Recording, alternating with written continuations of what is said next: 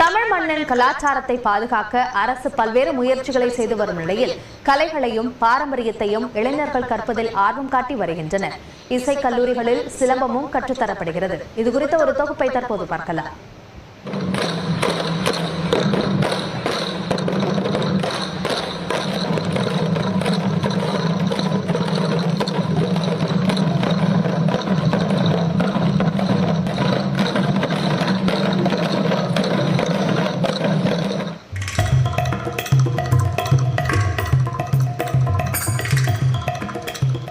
நமது முன்னோரின் எண்ணம், சிந்தனை, பழக்க வழக்கங்கள் இன்னும் நம்முடன் வாழ்ந்து கொண்டிருப்பது கலைகளின் வழியாகத்தான். புது புது தொழில்நுட்பங்கள் நம்மை திசை திருப்பி வந்தாலும் நம்மை செழுமைப்படுத்துவது கலைகள்தான்.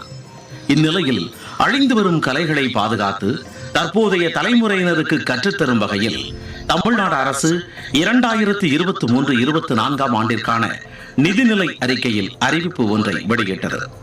அதில் 25 இடங்களில் பகுதி நேர நாட்டுப்புற கலை பயிற்சி மையங்களை ஏற்படுத்தப்படும் என அறிவித்து 2 கோடி ரூபாய் நிதியும் ஒதுக்கப்பட்டது. நாட்டுப்புற கலைஞர்களுக்கு வாழ்வாதாரம் வழங்கும் நோக்கில் சென்னை, மதுரை, கோவை, திருவையாறு ஆகிய 4 அரசு இசைக் கல்லூரிகள் 17 இசை பள்ளிகளில் பயிற்சி அளிக்கப்பட்டு வருகின்றன. ஒவ்வொரு இடங்களிலும் 4 கலைகள் நடைபெறுகிறது. ஒரு நாடக கலை, ஒரு இசைக்கருவி, ஒரு நாட்டியம், ஒரு வீரக்கலை என்ற அடிப்படையில் 4 கலைகளாக பிரிஞ்சு ஒவ்வொரு இடத்துலையும் இந்த பயிற்சி நடந்துகிட்டு இருக்கிறது.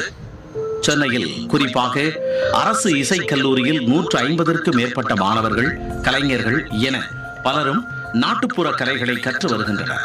ரொம்ப பெருமையாக இருக்குது எங்களுக்கு. இந்த ஒரு கிராமிய கலை மட்டும் ஒரே ஒரு துறை மட்டும் இருந்தது டிப்ளமோவில். இப்போ ஒரு 4 ஆர்ட் ஃபார்ம் இதில் கற்றுக்கக்கூடிய ஒரு வாய்ப்பு தமிழ்நாடு அரசு அது கலை பண்பாட்டுத்துறை மிக அழகாக அதை நேர்த்தியாக ஒவ்வொரு இடத்துலையும் ரொம்ப அது ஆர்கனைஸ் பண்ணி ரொம்ப அழகாக கொண்டு வந்திருக்காங்க. ஓராண்டு பகுதி நேர பயிற்சி வகுப்பாக சிலம்பாட்டம், பறையாட்டம், இசை நாடகம், பன்முகத்தாழ கருவிகள் என பல கலைகள் மிக மிக குறைந்த கட்டணமாக 500 ரூபாய்க்கு கற்றுத்தரப்படுகிறது.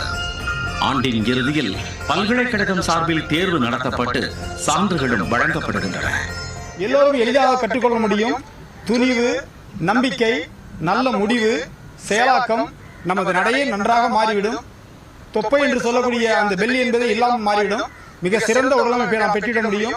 கலையாக மட்டுமின்றி தற்காப்புக்காகவும் சிலம்பம் பயன்படுவதாக கல்லூரி மாணவிகள் தெரிவிக்கின்றனர்.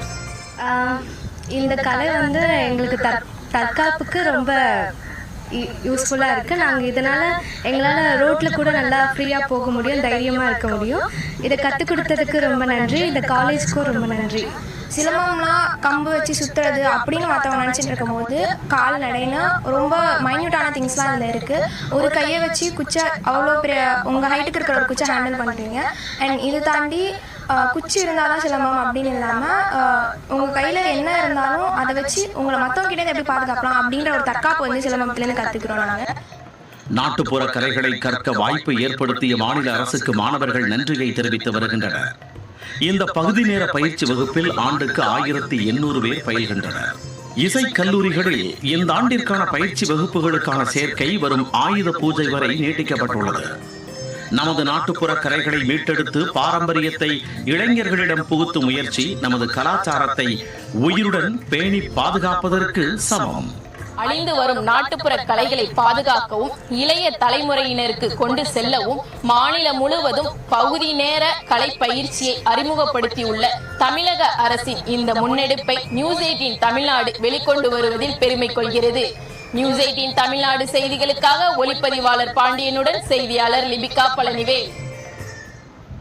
இடைவேளைக்கு பிறகு செய்திகளை தொடர்ந்து பார்க்கலாம்.